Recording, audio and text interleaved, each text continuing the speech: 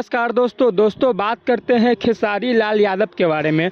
दोस्तों खेसारी लाल यादव का ढाका में एक स्टेज शो था। वहाँ पे दोस्तों काफ़ी ज़्यादा बड़ा कांड हो गया है।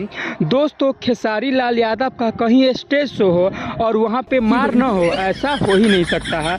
दोस्तों बांका में काफ़ी ज़्यादा मार हो गया।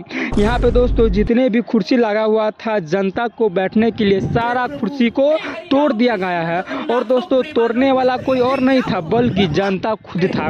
मतलब जिसके स्वागत में खेसारी लाल यादव को जो बुलाए थे, वो कुर्सी लगाए थे, उन्हीं ने उस कुर्सी को जाके पूरा तोड़ दिया है। और दोस्तों खेसारी लाल यादव बीच बीच में अपने फैंस को, अपने दर्शक को, अपने जनता को बोलते थे कि आप लोग झगड़ा मत कीजिए, आप लोग झगड़ा मत कीजिए, आप लोग आराम से बैठ कर आप लोग एंजॉय करिए, मज़े लीजिए, प्लीज़ झगड़ा मत कीजिए। लेकिन ना, जनता मानेगा जी। हाँ, उधर के कर लिया मार, और इतना मार किया कि जितने भी यहाँ पे पुलिस प्रशासन थे वो भी अंत में उस शो को छोड़कर चले गए। और जब इस शो को पुलिस प्रशासन छोड़ के चले गए, फिर क्या हुआ, खेसारी लाल यादव को ही बीच में ही अपना स्टेज शो बंद करके वहाँ से लौटना पड़ा और यह स्टेज शो भी पूरा नहीं हो पाया। बताइए, जो खेसारी लाल यादव को इतना शौक से बुलाते होंगे कि खेसारी लाल यादव हमारे प्रोग्राम में आएंगे, उसके साथ इतना दुर्व्यवहार करना, उसके शो में मार हो जाना, इसके प्रोग्राम में मार हो जाना,